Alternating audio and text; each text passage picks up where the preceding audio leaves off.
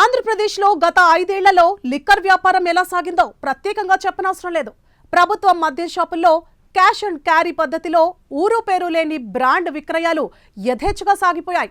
మద్య నిషేధం హామీ ఇచ్చిన వైసీపీ ఆ మద్యాన్నే ఆదాయ వనరుగా మార్చుకుని రాజ్యమేలింది.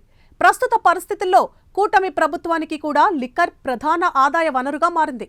మద్యం దుకాణాలు ఉండడంతో ఇప్పటి వరకు మద్యం వ్యాపారులకు బార్లే మిగిలాయి. కొత్త ప్రభుత్వం ఏర్పడిన తరువాత కొత్త లిక్కర్ పాలసీ ప్రవేశపెట్టనున్న తరుణంలో మధ్యవర్తులు ఆ బార్లను అడ్డం పెట్టుకొని కొత్త దందాకు తెరలేపుతుండడం చర్చనీయాంశంగా మారింది.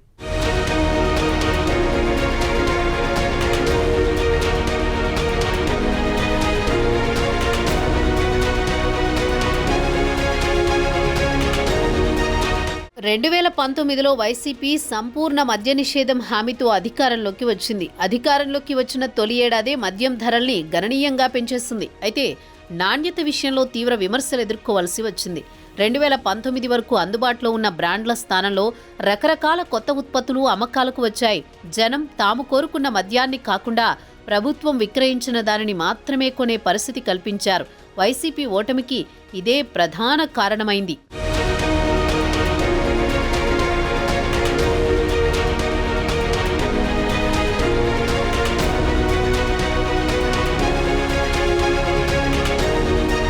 కూటమి ప్రభుత్వం ఏర్పాటై 3 నెలలు గడుస్తోంది. అక్టోబర్ 1 నుంచి రాష్ట్రంలో కొత్త మద్యం విధానం అమల్లోకి తీసుకొస్తామని ఎక్సైజ్ శాఖ మంత్రి కొల్లు రవీంద్ర స్పష్టం చేశారు. 6 రాష్ట్రాల్లో అధికారుల బృందాలు పర్యటించాయని, వాటిని పరిశీలించి ప్రభుత్వానికి తుది నివేదిక సమర్పిస్తామని తెలిపారు. ప్రభుత్వానికి ఆదాయం కంటే ప్రజల ఆరోగ్యం ముఖ్యమన్నారు. దాంతో వైసీపీ హయాం నుంచి ఎక్సైజ్ శాఖ ఆధ్వర్యంలో నడుస్తున్న లిక్కర్ షాపులు ఇకపై ప్రైవేటు పరం కానున్నాయి. దీంతో కూటమిలో ఇప్పుడు హడావుడి పెరిగింది.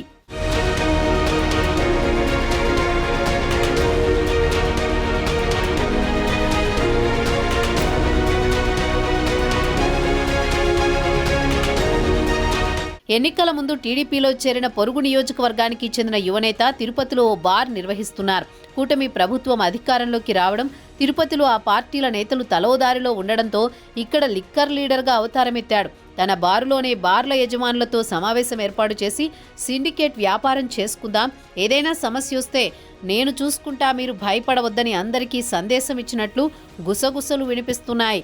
అయితే గతంలో వైసీపీ నేతలకు ఏ విధంగా ఇస్తున్నారో ఆ విధంగా మాకు కూడా ఇచ్చేయండి అంటూ అక్రమ దందాకు తెరలేపినట్టు పార్టీ వర్గాల్లో ఇన్సైడ్ టాక్ నడుస్తోంది. ఆ యువనేతకు తోడు మరో బార్ యజమాని కుమారుడు జతకట్టినట్టు సమాచారం.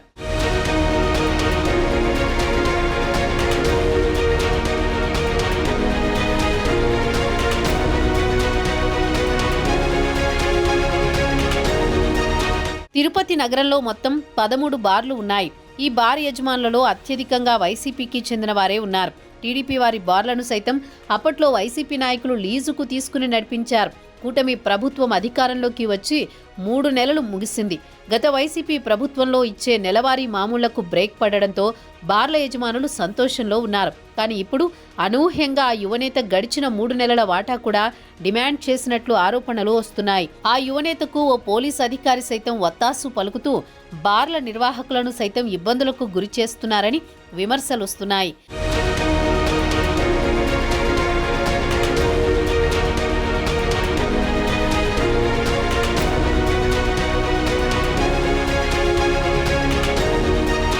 ఈ వ్యవహారం పార్టీ అధిష్టానం వరకు చేరిందా, లేక గుట్టు చప్పుడు కాకుండా కింది స్థాయిలోనే మేనేజ్ చేసేస్తున్నారా అనే అనుమానాలు వ్యక్తమవుతున్నాయి. పార్టీలో ఎవరు తప్పు చేసినా వదిలేది లేదంటున్న చంద్రబాబు ఈ వ్యవహారంపై ఏ విధంగా స్పందిస్తారో చూడాలి.